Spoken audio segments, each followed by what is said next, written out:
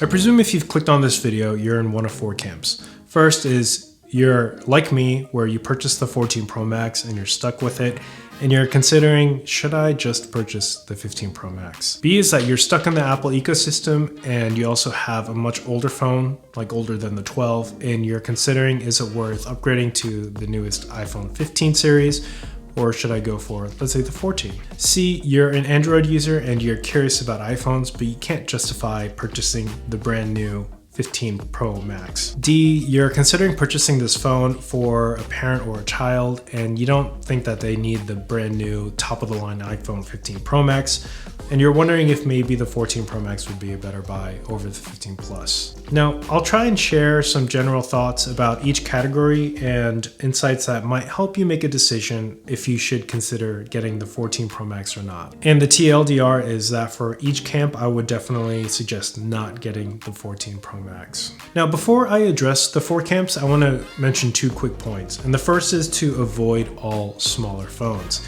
Yes, even the 6.1 inch Pro model. Most iPhones will function as they're designed, and the biggest differentiating factor over the last 2 or 3 years is how quickly the battery will deplete, and of course, the screen as well, 60 Hz versus 120. Now, I came from an iPhone 13 mini, which I really enjoyed the form factor, but was my first experience with a modern phone that had terrible battery life. And it's exactly because of that reason I purchased the iPhone 14 Pro Max when it released. Point number 2 is 60 Hz madness. If you really don't care about 120 Hz displays or don't know what ProMotion is, I would directly point you to the iPhone 15 Plus. But if you're coming from an Android or want just a slightly smoother viewing experience, it's definitely worth considering purchasing the Pro Max models, as Apple has now officially made, in the words of MKBHD, the world's most expensive 60 Hz phone. Camp number 1, we're stuck. This one is straightforward.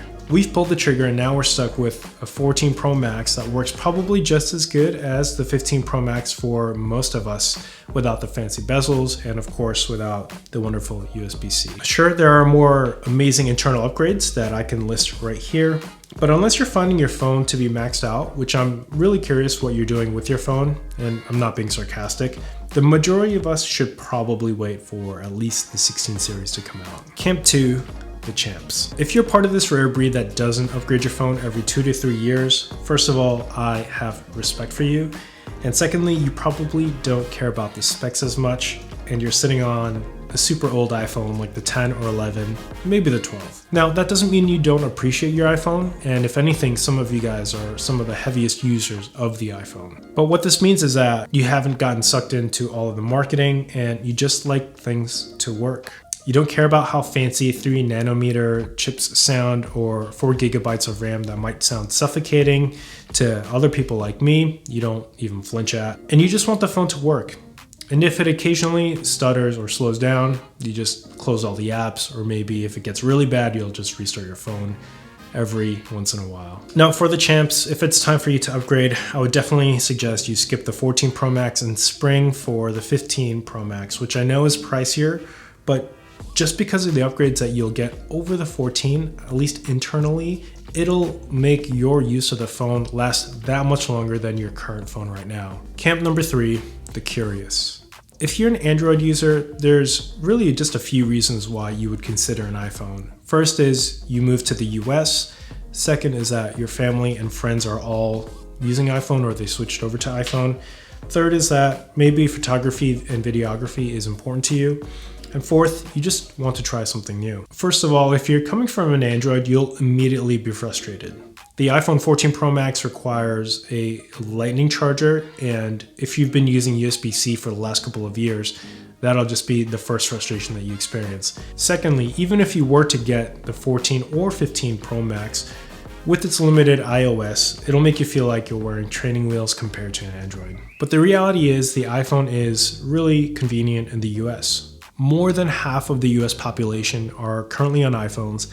The weather app, iMessage, news, they're all pretty convenient. Not too many people use WhatsApp as their primary messaging app, and there's so much terrible news, not in terms of quality, but quantity, that Apple News helps filter out some of it, not all of it. And for those who prioritize videography and photography, sure, the iPhone 14 Pro Max has some pretty cool cameras, But I would argue that you can find comparable Android phones such as the Samsung S series and also the Google, which is currently, I think, the best cameras out there right now. Camp number 4, the generous. I've been in this camp a few times, giving my parents a slightly older iPhone that was usually a huge upgrade from their 5-year-old brick. I don't have kids, so I don't know what that dialogue would look like, but I presume that if they're young enough, they probably don't need the hottest, newest iPhone out there, and it makes sense to see if the 14 Pro Max would be a good alternative to, let's say, even the 15 Plus. Now, for those in this camp, I think the real question is, should you purchase the 15 Plus or the 14 Pro Max? And I would advise here again to avoid the 14 Pro Max and go for the 15 Plus for longevity, as long as they don't care about the 60 Hz display and also the weird colors. The USB-C and the more efficient battery life on the 15 Plus would last arguably a lot longer than the 14 Pro Max. In conclusion, as I stated earlier in the video, avoid the 14 Pro Max, but also avoid some of these smaller versions like the 14 Pro or even the 15 Pro. I believe Apple played an interesting move here, making the 15 series or at least the 15 Plus an actual reason to upgrade if you're coming from a much older iPhone. I hope this video gave you some insight, and I'd love to hear your thoughts in the comments below, and if you did decide to upgrade to the 15 Plus, the 15 Pro Max, or if you even decide to settle for the 14 Pro Max, and what has your experience been like. Thanks for watching, and I'll see you in the next one.